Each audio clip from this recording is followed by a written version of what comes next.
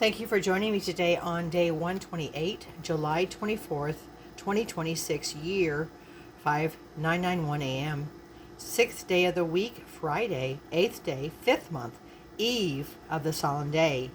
When the eve of the fast is also Erev Shabbat, E-R-E-V, Shabbat. Isaiah 22:12.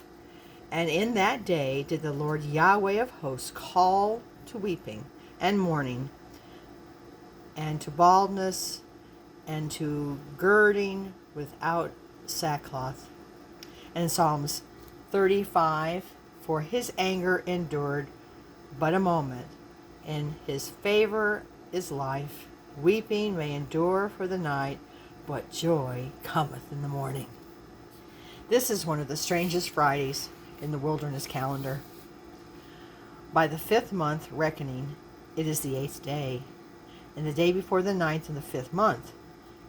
Erev, the 9th of the 5th month, the eve of the most solemn, non-festival day in the sacred year. Wow. And simultaneously, it is the 6th day of the week. Erev Shabbat, the eve of Shabbat, the day that has historically been the most joy-anticipating day of the week. That's right, we love the Sabbath. Two opposite postures. One Friday, the eve is mourning, and the eve of joy, sharing the same calendar slot. This is exactly the kind of calendar overlap that the Jewish tradition has thought about for 2,000 years. The principles of Jewish traditions holds this. When the 9th of the 5th month falls on Shabbat, the fasting is postponed to the 10th, Sunday, because Shabbat joy supersedes the fast. The Sabbath cannot be a day of self-affliction. The Sabbath is the answer to the 9th of the 5th month, the type of eternal rest that destruction cannot reach. So in the Jewish tradition, the fast moves to the day after, which is Sunday, which is the first day of the month. For the believer walking in sacred calendar, the same principle holds in simpler form. Sabbath outranks every fast, every solemn assembly, every observance of wider tradition has ever attached to the 9th of the 10th month. This is Isaiah 58, 13th teaching.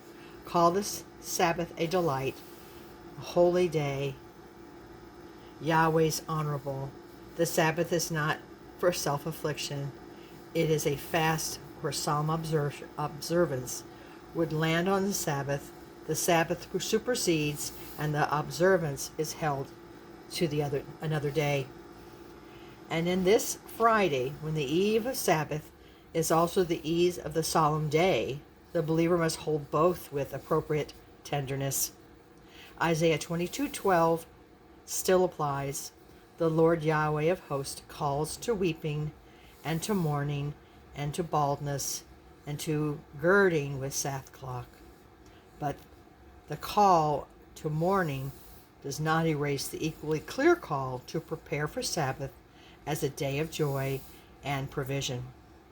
The Friday preparation still must be made. The meal must be cooked. The loops still must be closed. Sabbath does not skip itself because the 9th of the 10th month. It's on the way. The rest takes precedence, and the solemn day is held when Sabbath has ended. Psalms 35 may be the most important verse in the wilderness believer to memorize this week. Weeping may endure for a night, but joy comes in the morning. The night and the morning are both real. The weeping and the joy are both real. The weeping is appointed to its night, and the joy is appointed to its morning. The believer who knows the rhythm does not despair in the night because he knows the morning is coming, and does not despise the night because he knows the night has been appointed by the same hand that will bring the morning. So how to spread this strange Friday? How do we do it? 3 movements. First, honor the decent. Do not pretend that the ninth of the 5th month is not approaching just because it has been postponed by one day. Read Lamentation 5 today. Sit with the prophet's closing cry. Turn unto thee, O Yahweh, and we shall be turned. Renewed our days as of old. Let the morning posture continue. Second, do the Sabbath preparation faithfully. The Sabbath that begins at sundown tonight is the Sabbath that will outweigh, we love that word wait, the postpone of the ninth of the 5th month. Cook the meal, close the loops, clean the conscience, set the table. Third, hold both with humility. Tonight, when the candle is lit and the Sabbath begins, do not pretend that the descent is not happening underneath. The descent is not happening underneath. The Sabbath enters into the heart that is already in mourning. Sabbath teaches the heart that joy is not the denial of the morning. Joy is the larger reality of which the morning is held. By sundown tonight, Sabbath wins the next 24 hours. By Saturday at sundown, the Sabbath ends and the postponed ninth of the 5th month begins for Sunday. The believer walks through it all, holding the silence and the song and the weeping and the rest and the eve and the morning. Reflexive questions for today.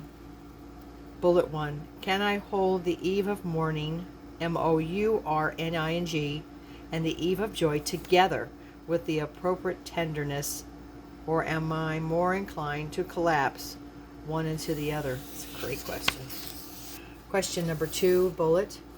What does it mean theologically that Sabbath joy outranks the ninth of the 5th month and the fast is postponed when the two overlap? Good question. And number 3, how does Psalms 35 reshape my anticipation of the next 48 hours? Sabbath of joy, then Sunday is postponed, solitude into some solitude. And our prayer for today. Yahweh El, whose Sabbath outranks the fast, Lord of every overlapped eve, I come to this strange Friday with both hands open. In one hand, the eve of mourning, mourning, and the descent toward the ninth, and the weight of what has fallen in my life and in your house. In the other hand, the eve of Sabbath, the preparation for joy, and the rest that begins in a few hours. Teach me to hold both, to prepare for Sabbath without pretending the descent is not happening, to honor the descent without collapsing into despair, to trust the rhythm of weeping and rejoicing is yours. Both are yours.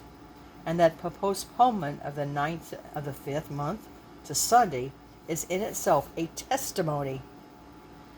Joy in the Sabbath is greater than mourning, and you will let mourning be carried one only to the day that does not belong to the rest. I got it. That's Sunday.